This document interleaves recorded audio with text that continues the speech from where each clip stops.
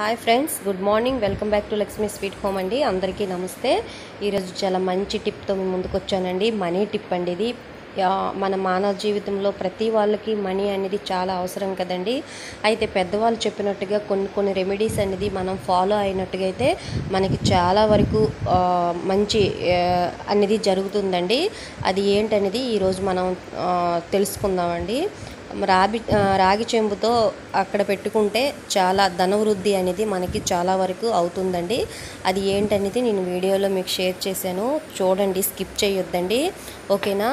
ఇప్పుడు మనం దేవుడి గుడిలో ఇలా ముగ్గు పెట్టుకోవాలండి. నాకు దేవుడి గది చిన్నది అవ్వడం వల్ల మీకు నేను అక్కడ చూపించలేకపోయాను.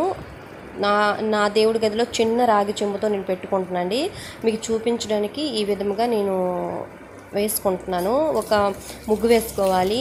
పద్మ ముగ్గు కానీ, కాకపోతే మనకి కుబేర ముగ్గు అయినా వేసుకోవచ్చు. ఈ రెండిట్లోని ఏదైనా వేసేసుకోవచ్చండి.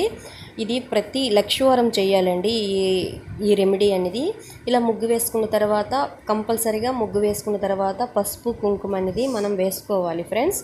వేసుకున్న తర్వాత ఇక్కడ ఏంటంటే మెయిన్ మనకి రాగి చెంబుతో మనం ఎన్నో పరిహారాలు ఉన్నాయి కదండి. ఈ పరిహారం అనేది మనము ప్రతి లక్షవారం ఇలా చేసినట్టుగా అయితే మనకి చాలా ధనవృద్ధి అవుతుందండి. చాలా వరకు మనకి సంతోషాన్ని నింపుతుంది. అంటే ధనం ఒక్కటే కదండి, మనకి హ్యాపీగా ఉంటే అది కూడా లక్ష్మీ కటాక్షమేనండి.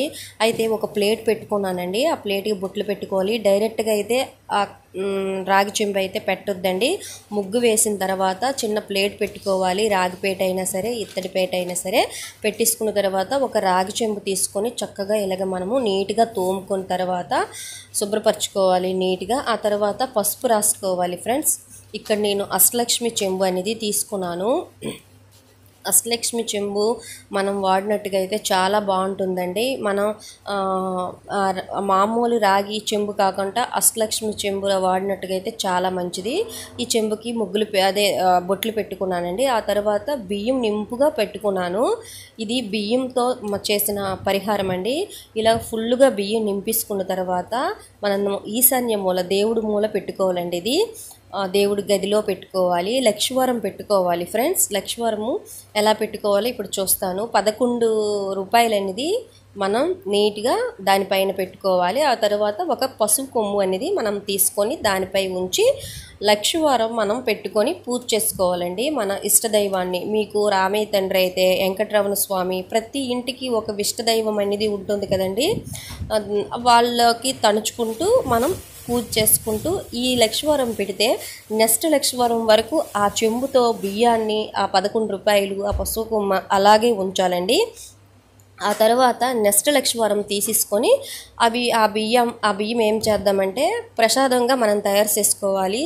ఏదైనా సరే స్వీట్స్ వేసుకోవాలండి. చక్కెర పొంగలైనా చేసేసుకొని మన ఇంటి అల్లపాది తీసుకోవాలండి. బయట వాళ్ళకైతే ఇవ్వద్దు, మన కుటుంబ సభ్యులే తినాలండి, ఓకేనా. అర్థమైంది అనుకుంటున్నాను.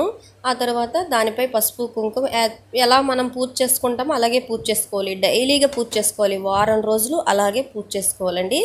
ఈ లక్షవారం పెట్టుకొని నెక్స్ట్ లక్షవారం తీసేసుకొని మళ్ళీ ఆ బియ్యం అనేది మనం వేరే దగ్గర వంపుకొని మళ్ళీ యాజ్ ఇట్ ఈజ్గా ఆ బియ్యమే దాని మీద పెట్టి మళ్ళీ పూజ చేసుకోవాలండి, ఓకేనా. ఈ వీడియో ఎలా ఉంది ఏంటనేది నాకు కింద కామెంట్ బాక్స్లో నాకు పోస్ట్ చేయండి. చాలా మంచి జరుగుతుందండి. ప్లీజ్ షేర్ చేయండి.